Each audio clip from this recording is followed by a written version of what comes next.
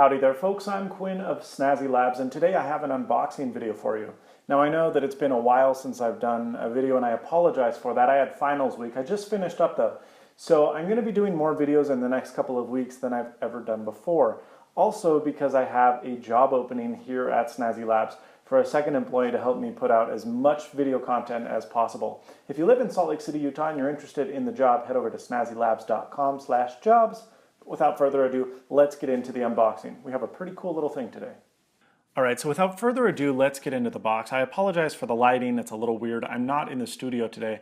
I'm actually at home, and so I'm using a couple desk lamps. And the reason for being at home is because the product is one that I'm going to be using at home. It's part of the ultimate audio setup, which I haven't talked a lot about, but you're going to be seeing a lot of it in the next couple of weeks.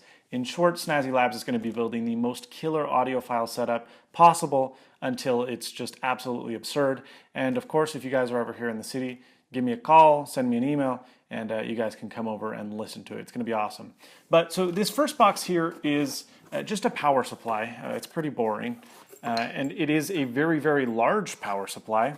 It's actually a $500 power supply. You can get it without this ultra low noise linear power supply for $1,000 versus $1,500. Now, I know I'm talking about prices already without even having said what the heck this is. Well, this, my friends, is called a wireless streaming bridge. Now, what on earth is that? Let's look at it first, and it will give you a better idea. So this is the product. It's pretty simple.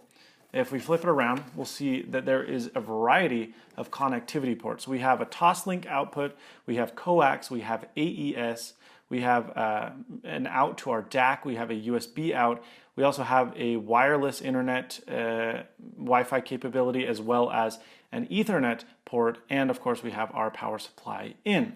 So this thing, in short, is a wireless streaming bridge. Think of a computer for a minute. Okay, your computer houses all of your audio files, or you can find them on YouTube, Spotify, what have you. And then you go out of your computer into either a pair of headphones directly, or you go through a sound card. Now, in an audiophile setup, you need a little bit more than that. You use a headphone amplifier, and my headphone amplifier is from the same company, AURALiC. It's called the Taurus Mark II, and it is a phenomenal amplifier, but it only accepts RCA in.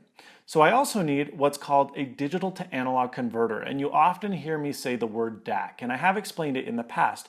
But what a DAC does, and I'm oversimplifying things, audiophiles are going to get mad, but it takes the bits and bytes of information coming through the USB cable out of your computer into this little box or into this little DAC, and they are converted into an analog signal which can then be amplified. So the advantage to having an external DAC as opposed to a sound card, or the reason for doing so, is they're higher quality components and there's less disruption. It's not sharing a PCB with the motherboard and other components that could cause interference. So that's one of the reasons that you use a DAC. Now, so we've explained what a DAC and what a headphone amplifier is. What is this? What does this do that a computer couldn't? And in short, not really anything. I know that doesn't sound like a good sale for the product, but I want to talk about why this is cool and why I'm going to have it in my setup. And the best way to do that, I think, is just by going directly to the finished product. So I'm going to set it up right now, and I'm going to come back and talk to you about what this thing does and why anyone would really want one. So the closest thing that I think the AURALiC Aries compares to is a SONOS home fidelity system. Now, if you don't know what the SONOS do, they're essentially glorified receivers. They are able to stream content from either a home media server, or in other words, a computer that has a large library of music across your network, or it can pull music down from the cloud. Now, AURALiC currently only supports Tidal, Deezer, and a couple other services that are not very well known. And for most people who would be interested in this, that's fine, because if they do use a streaming service, like I do, we use the highest fidelity one possible, so Tidal's a pretty good bet. So there's no, RDO support or no Spotify support on this device. But what it does, as I kind of explained, it's a receiver. So it receives the information, the bits and bytes from around the air, and it sends them into my digital to analog converter from Resonance Labs. It's called the Conchero HD. Now it goes from my digital to analog converter to my headphone amplifier, which I plug headphones into. I choose the Audeze LCD3 as my favorite headphones. I turn the amplifier on, and now I have a setup. No longer do I need a iPad, or no longer do I need a computer to stream music to. I don't need to have my laptop sitting on top here. I can just have this streamlined device, and this little device is controlled via a very powerful iPad app. And let's take a look at that app so you can get a better idea of how it works. AURALiC Aries is controlled by the Lightning DS app from AURALiC Limited. It's a really, really great looking app that has a lot of functionality.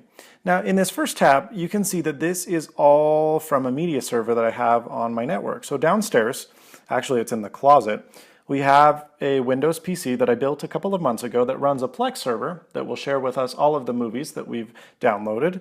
And it also gives us the ability to listen to all of the really high resolution music without needing the computer directly plugged into the digital to analog converter.